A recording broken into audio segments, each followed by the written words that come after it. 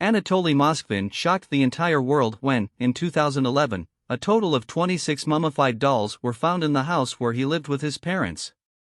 The mummified bodies were women and girls ranging from 3 to 29 years old. In this video, I will tell you everything about the disturbed man responsible for this. But before I do that, I would like to ask you to subscribe to my channel so that you don't miss any videos.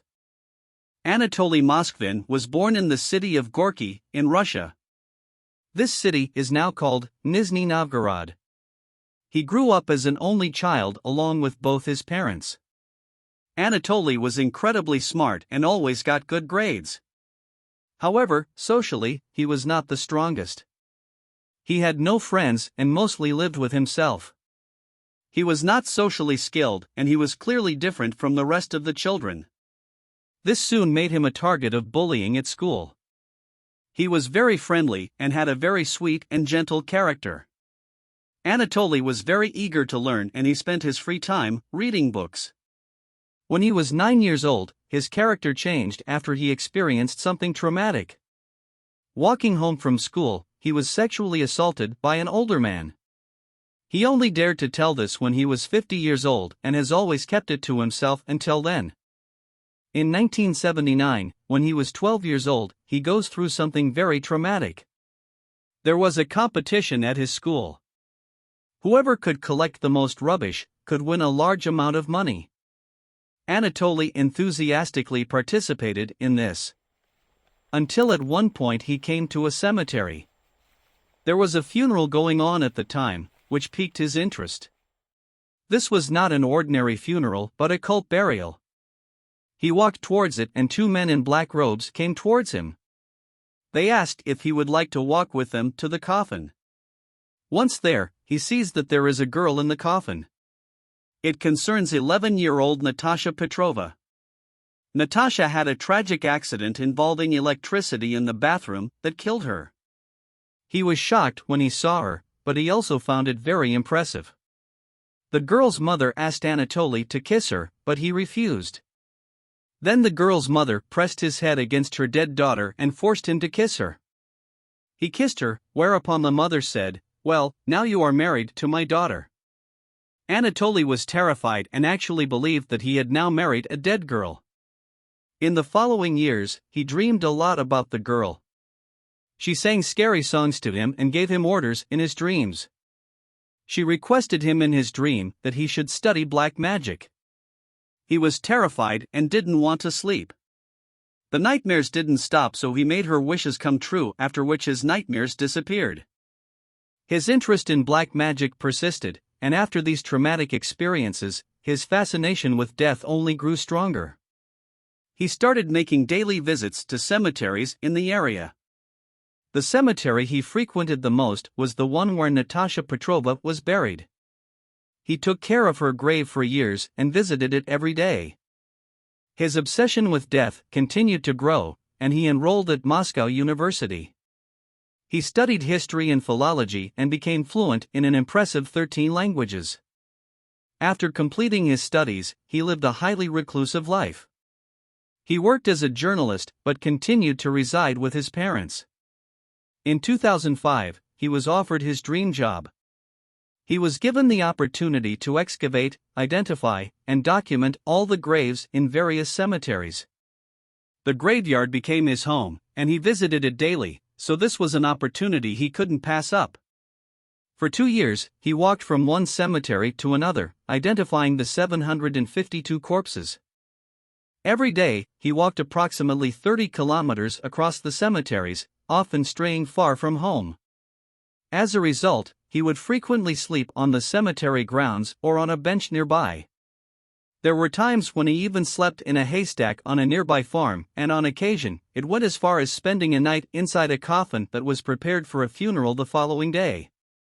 He wanted to experience what it was like to be one with the dead and decided to sleep inside a coffin. Additionally, he would drink from muddy puddles in the cemeteries, aiming to get as close as possible to the deceased. A few years later, the vandalism of gravestones and graves escalated. Tombstones were smashed, painted on, and in some cases, even dug up. The families of the deceased were distraught. Initially, the police suspected extremists to be responsible for these acts, so they began an investigation and started questioning people. They decided to interrogate Anatoly Moskvin to see if he had seen or heard anything, since he was frequently present in the cemeteries. To the police's surprise, Anatoly reacted defensively, raising suspicions. Several months later, Anatoly was caught red-handed by the police while destroying a grave. However, the police needed more evidence, so they decided to search his house. The house was cluttered, and there was a foul odor lingering inside. During the search, they discovered 29 eerie dolls. Some of the dolls were as large as adults. When they opened the dolls, the police were horrified to find that they were actually mummified corpses. The bodies were all those of women and girls aged between 3 and 29 years old. The oldest doll he possessed had been in his house for 9 years.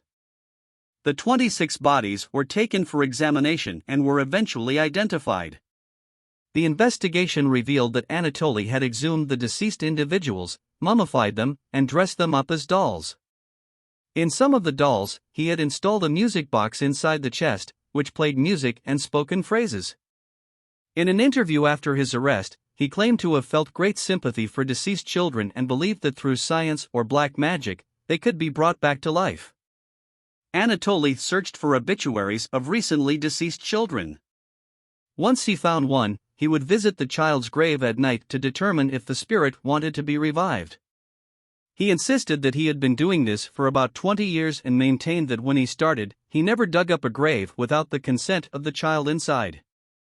As he grew older, it became physically painful for him to sleep on the graves, so he started bringing the bodies home where it would be more comfortable to sleep near them. He hoped that the spirits would be more willing to speak in a safe, welcoming home environment and that they would be easier to hear when they were no longer underground.